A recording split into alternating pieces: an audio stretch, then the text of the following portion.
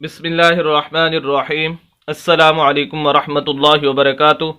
Welcome my YouTube channel हाफिज़ शफीक। मज़ीद सामीन, उम्मीद करता हूँ कि सब खैरियत और आफ़ियत के साथ होंगे। अल्हम्दुलिल्लाह, तख्ती नंबर 15 उसका आखिरी पार्ट नंबर 4 यानी चौथा सबक आज हम आप हज़रात के सामने पढ़ने जा रहे हैं, जिसके अंदर हम खसूसन एक ही लफ्ज़ के अंदर अगर 2 मरतबा शद्द आ जाए उसको पढ़ने का तरीका बताएंगे, और उसी के साथ साथ ज़बर ज़ेर पेश, 2 ज़बर 2 ज़ेर 2 पेश, खड़ी ज़बर खड़ी ज़ेर उल्टा पेश, हरूफ मद्दा लीन, वक्फ, साकिन, कलकला, गुन्ना, मद, ये तमाम चीज़ें इंशाअल्लाह डिस्कस करेंगे। क्योंकि हमारा मकसद आपके सामने चंद अल्फाज पढ़ना ही नहीं होता, बल्कि उन अल्फाज से निकलने वाले तमाम उसूल व ज़वाबित और तजवीदी कवानीन आपके सामने रखना होते हैं, ताकि अब उन उसूल व ज़वाबित और तजवीदी कवानीन की रोशनी में आप बकिया कुरान की सही तरीके से तिलावत कर सकें। अगर आप 24 घंटे में से 5 से 7 मिनट निकाल कर हमारी वीडियोज़ को सुनना शुरू कर दें तो इंशाअल्लाह चंद ही दिनों के अंदर आप कुरान को सही तजवीद के साथ पढ़ना सीख जाएंगे।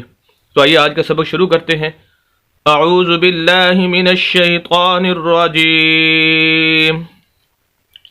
बिस्मिल्लाहिर रहमानिर रहीम। फा ज़बर ऐन फा, ऐन ज़बर अलिफ आ, फा को हम ऐन के साथ मिलाएंगे क्योंकि ऐन शद वाली है। शद की अलामत और निशानी ये है, जिस लफ्ज़ के ऊपर भी शद आ जाए उस लफ्ज़ को 2 मरतबा पढ़ा जाता है, एक मरतबा पिछले लफ्ज़ के साथ मिलाकर और एक मरतबा खुद उसी ज़बर लफ्ज़ के ऊपर कोई ना कोई हरकत या ऊपर या नीचे मौजूद होती है उसके साथ उसको पढ़ना होता है। दूसरी बात, शद वाले लफ्ज़ को सख्त करके पढ़ना होता है, हल्की सी आवाज़ को रोक कर। फ़ा, आइन को आगे फिर अलिफ है, ये अलिफ मद्दा है।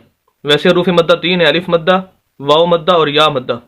अलिफ मद्दा की अलामत और निशानी है कि ऐसा अलिफ जिसके पिछले लफ्ज़ के ऊपर ज़बर आ जाए, ऐसा अलिफ जो कि खाली हो, यानी उसके ऊपर नीचे कोई हरकत ना हो, खाली अलिफ उसके पिछले लफ्ज़ के ऊपर ज़बर हो, उसे अलिफ मद्दा बोलते हैं।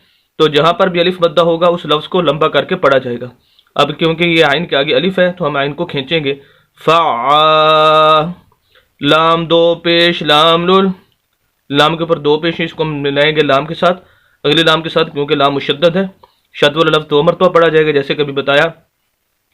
फ़आलुल, लाम ज़ेर ली, फ़आलुल्ली, मीम ज़बर अलिफ मा, यहाँ पर भी अलिफ मद्दा है, जैसे यहाँ पर बताया कि ऐसा अलिफ जिसके पिछले लफ्ज़ के ऊपर ज़बर हो, अलिफ मद्दा। अब मीम को हम लंबा करके पढ़ेंगे, 2 जगह पर आ गया अलिफ मद्दा, और ये कुरान के अंदर बहुत ज़्यादा इस्तेमाल होते हैं, अलिफ मद्दा, वाव मद्दा और या मद्दा।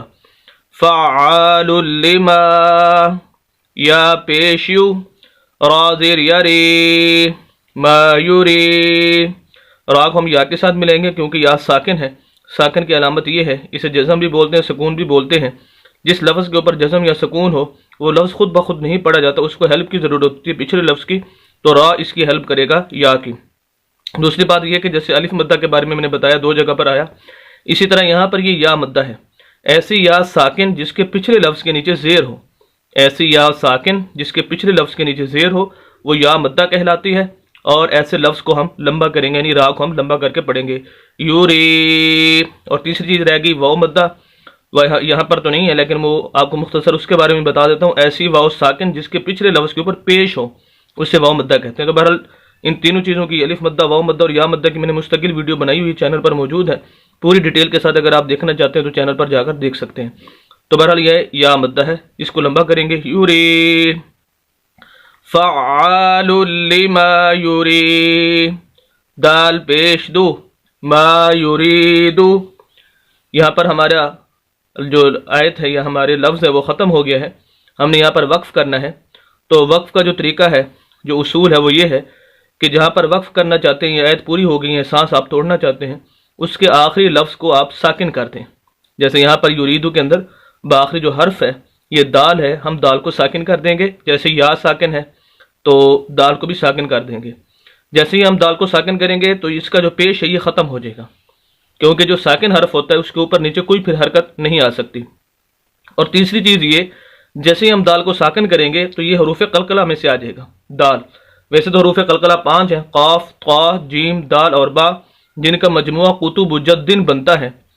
अगर ये 5 हरूफ साकिन हों तो इन पर कलकला करके उसको पढ़ना होता है, यानी इन लफ्ज़ों की आवाज़ को हिला कर पढ़ना होता है। ये इस तरह के साकिन हरूफ जो 5 हैं, कुतुबुज्जद्दीन, ये जहाँ पर भी साकिन हों تو ان کی آواز کو ہلا کر پڑھنا ہوتا ہے. تو جیسے ہی ہم دال کو ساکن کریں گے وقف کے لیے تو یہ حروف قلقلہ میں سے ہو جائے گی اور یہاں پر قلقلہ ہوگا. یوریدو سے یوریدو ہے تو ہم وقف میں پڑھیں گے یوریدو. دو جو ہم کرنے آواز کو ہلا رہے ہیں یہی قلقلہ ہے. اگر ہم بنا قلقلہ کے پڑھیں تو یورید دال کی آواز آگے ہلائیں گے نہیں, دال کی آواز آئے گی لیکن اس کو ہلانا نہیں ہوگا پھر. لیکن یہاں پر قلقلہ کریں گے, آواز کو ہلائیں گے. اب پوری آیت ہماری فعال لما یرید, اس طرح ہم اس کو پڑھیں گے. امید کرتا ہوں کہ آج کا یہ مختصر سا ایک لفظ قرآن کا آپ کو بخوبی سمجھ چکے ہوں گے, اور خصوصاً اس کی روشنی کے اندر جو بھی اصول و ضوابط اور تجویدی قوانین بتائے آپ بخوبی ان کو سمجھ چکے ہوں گے. مزید اسلامی ویڈیوز کے لیے اور قرآن کو صحیح تجوید کے ساتھ پڑھنے کے لیے ہماری یوٹیوب چینل حافظ شفیق کو ضرور سبسکرائب کیجیے. صدقہ جاریہ سمجھ کر ہماری ویڈیوز کو شیئر بھی کیجیے. ملتے ہیں نیکسٹ ویڈیو کے اندر کل انشاءاللہ. اجازت دیں, اللہ حافظ.